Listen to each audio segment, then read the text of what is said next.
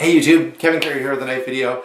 Got a pretty cool one today, and this is a knife that I'll admit, as soon as I got it in hand, I kind of fell in love with it, and it hasn't gone away. In fact, I've carried this a lot as like a secondary knife just because I like it that much that I can't put it away. So I'm like, you know what, I'll just throw it in my other pocket or in a back pocket and still carry it along with my whatever else, okay?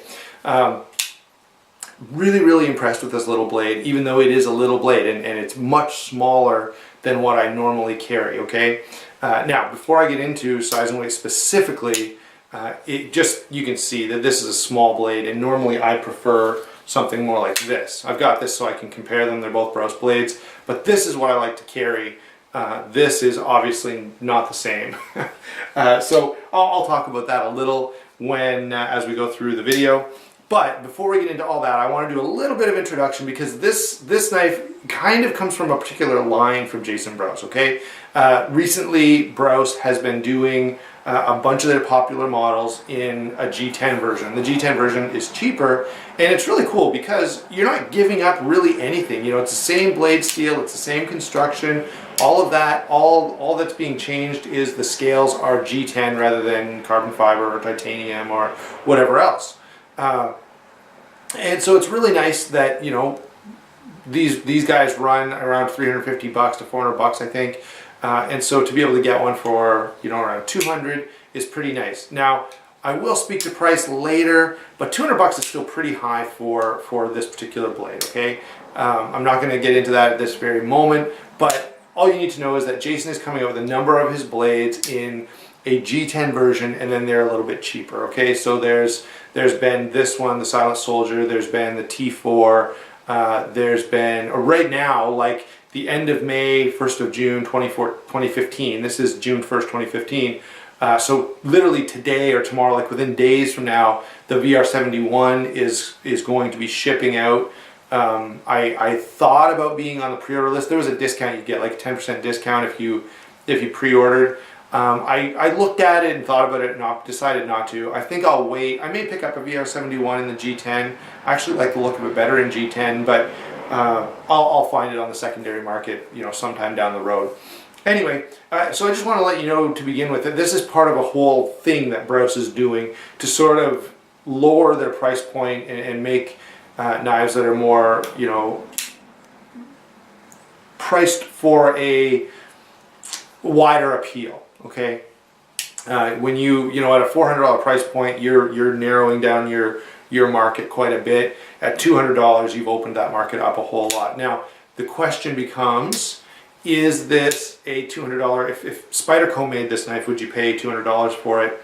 Probably not. Okay, if CRKT made it, or Cold Steel, or somebody else, I don't know. I think the Brous name is a big part of what you're paying for, and I love Brous Blades, okay? So even having said that, there are a couple other things I think you're paying for, and I'll speak to that as well, but you just have to know for a G10 knife in D2 steel that's 2.5 inches long blade, 200 bucks is a pretty hefty price tag. You won't, you know, now there are, Spyderco Techno is pretty high priced. Sorry about the lighting, guys. It's just one of those weird days weather-wise where a huge cloud rolls over the sun every so often. Anyway, back to what I'm trying to say here. Price point on this is fine. Now, I will say I bought mine on the secondary market and I got it for much less, about less than $150 anyway, which to me was more appropriate. To get it, by the way, to get it for the price I did, you've got to be right on top of it. There's a lot of, if you're on the secondary market, sales will come up, and if it's a really good deal, you know, 15 people will be wanting to buy it within the first minute, so you've got to be the first guy on there. Anyway, moving on. Size and weight on this is much smaller than I normally carry, okay? This knife is 6.25 inches overall, the blade is 2.5 inches, and the handle is just under 4 inches, okay? So that's small for me, okay? I would consider, here's a Flash 2, this is small for me, so consider the difference there, all right? Now what I like to carry is something more along the lines of the T4, which I have here, and I'll do because I want to make some comments about the two of these, both being from Brous. This is what I like to carry. You know, it's big, it feels good in hand. This is not nearly the same deal, right? So I will speak a little bit to size and why I still end up liking this knife, even though it's much smaller than what I normally go with. All right. So I've given you a size. Oh, 4.6 ounces. Sorry, I think I left the weight off of those numbers. So 4.6 ounces is the weight on this. And again, not ideal for this size. The handles are skeletonized, but you've got a fairly big piece of stainless steel back here. Of course, you got a lot of G10, and you've got a fairly hefty chunk of D2 steel there. So it's not, you know, when you look at the knife, you can see why it weighs as much as it does. But for other knives in this size, if you just compare them by the numbers, it's a fairly heavy knife. Jason Brous tends to make his handles quite thick, and I kind of like that. You feel like you're getting a heftier, you know, more well-built folder, which is fine. But you're just going to deal with a little more weight in all of his knives. Now, I will say, on the other hand, in his larger models, the T4 is like 6 ounces.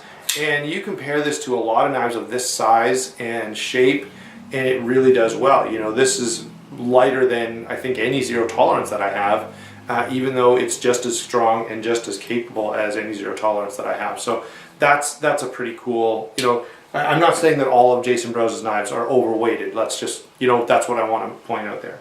Now, coming back to this particular knife, let's talk about the blade first, because the blade, of course, is where I always start. I just, you know, if you want to know how I organize my videos, they are organized like this. Start from there and work down, and then I don't forget anything. And if I decide, and sometimes I do it without notes. Today I've got a few little notes here, but if I do it without notes, I've still got sort of an outline. All I have to do is look at the knife, and I can kind of remember what to talk about when. All right, so blade on this is D2 steel. It's a very thick, really thick, I'd say about 3/16 of an inch thick. It's big. It's a hollow grind, and it's a Wharncliffe design. Now, one complaint I would have is I'd like to see something different done with the grind here, and have, you can see, let me zoom in. Hopefully we're going to zoom in with no problems. Sometimes there are problems. No, we're good. Okay. So, get this to focus. All right, so there you go. You can see how the grind ends here, even though, I mean, the sharpened edge, the secondary bevel ends here, even though the grind goes all the way down to here.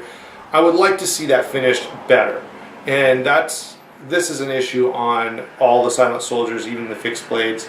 You know, what would you have to do differently? You'd have to really change the way this plunge grind works. And, you know, maybe the machining process is just more than is practical or feasible to get into. Okay, fair enough.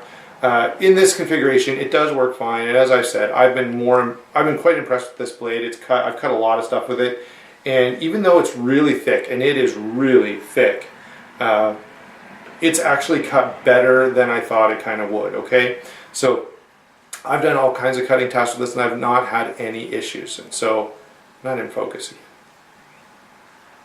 Come on. There we go. Okay, so I've actually had very good success with this blade, even though it's sort of a short, stocky, thick blade. It cuts way better than, for example, when I did my Strider video, I complained about the design on the blade. It just doesn't cut well. This cuts very well, even though it has a lot of the characteristics that normally make a blade not cut that well. All right, the jimping here on top is excellent. It's very, very good. It's, you know, if I just rub lightly over, it's pretty smooth, but as soon as you give a little bit of pressure, it just grabs and holds your finger really, really well, okay? So real win on that, and I know Jason, I know there's been some drama about that. I'm not even going to talk about it. Nice little swedge here. It's really more aesthetic than anything else. And you do have this large hole in the blade, which makes these very distinctive, okay? Am I a fan of the hole? Am I not a fan of the hole? Really, it's either here or there. I can't say that I've ever actually cut a lot of stuff. I've tried a few things with my hand in this configuration. I know that's what the hole is for, and in a combat role, I could see this, okay?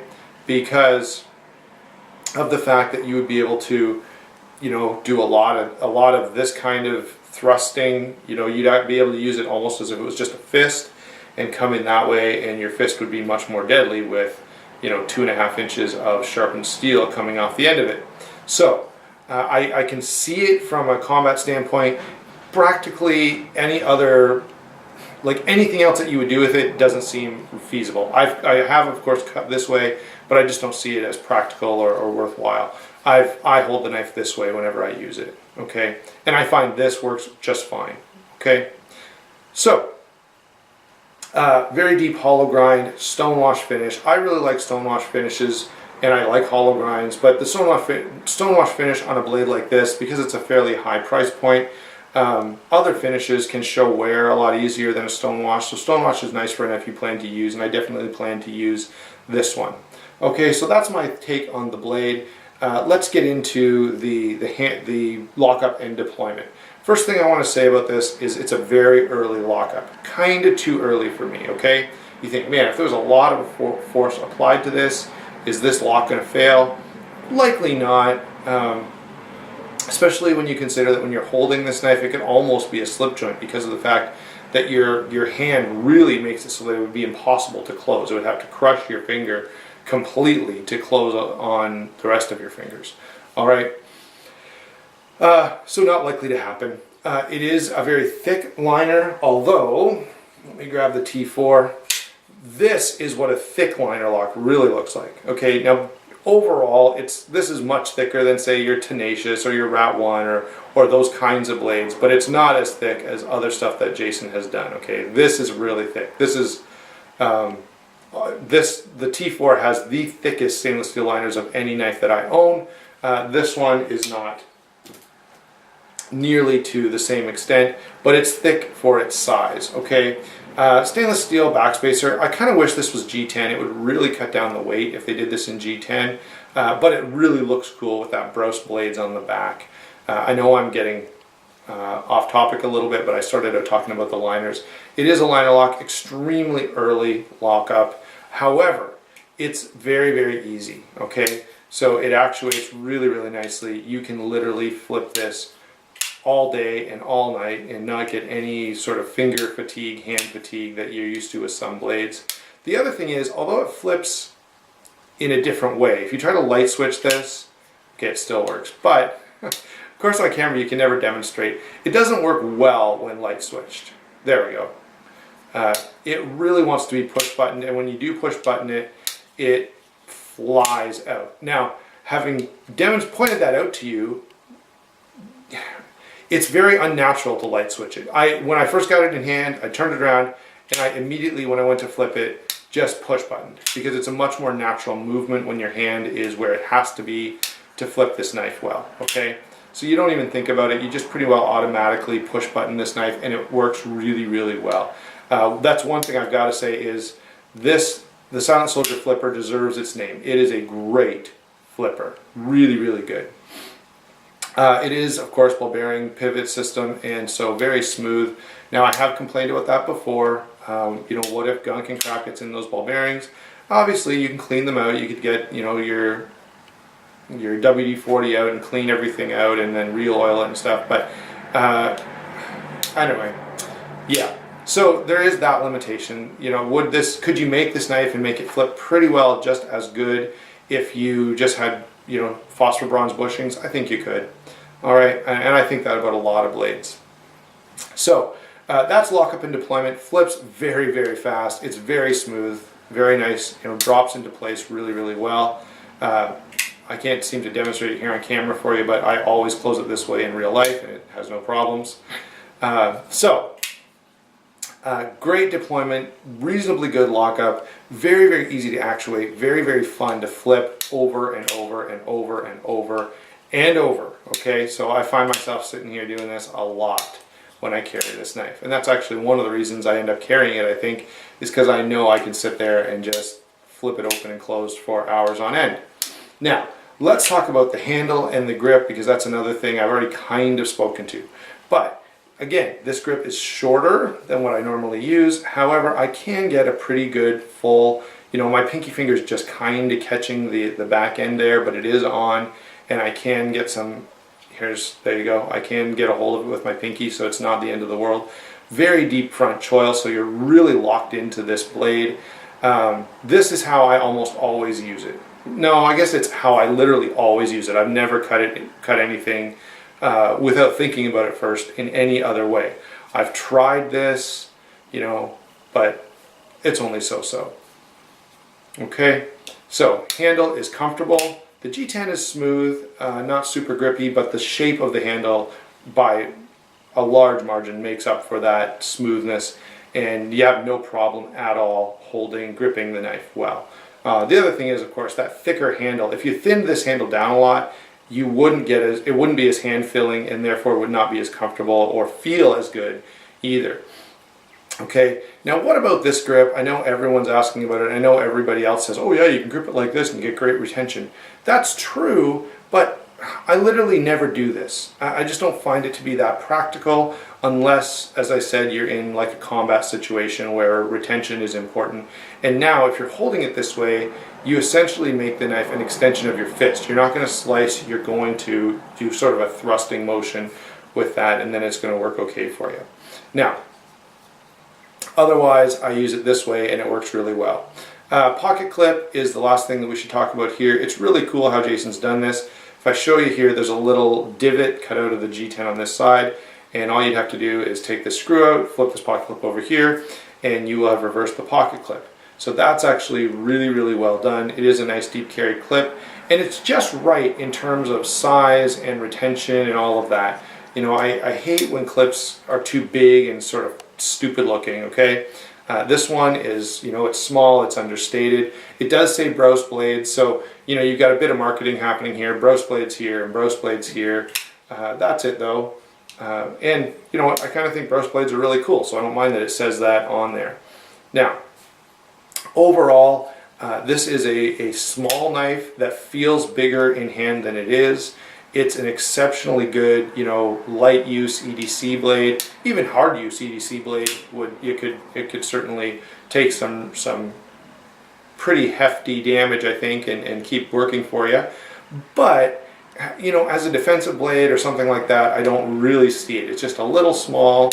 It's a little awkward to flip. Let's say you really needed your knife in a hurry. Well, this knife, you're going to pull it out of pocket, you got to reposition your hand, then you got to flip it, then you got to reposition your hand again, then now you're ready to cut something. Okay, that's probably not an ideal situation if you really, really need your knife. It would be much better to have, you know, like the knife I'm carrying today, the Manix 2XL. You know, that thing, you're going to pull it out of your pocket, flip it open, and you're good to go. There's not that much repositioning of the hand that has to go on.